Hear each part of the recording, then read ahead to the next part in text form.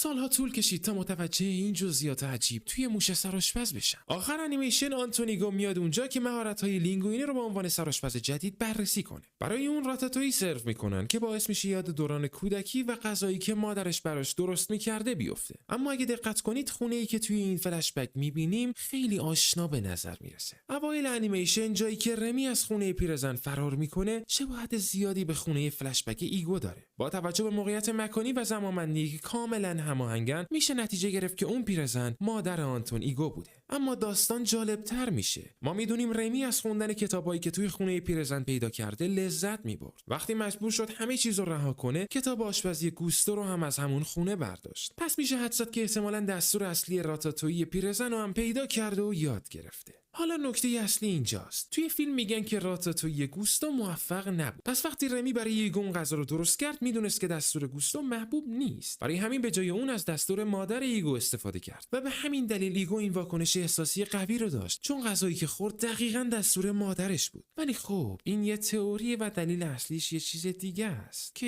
احتمالاً شما اونو میدونید. به هر حال جالبه.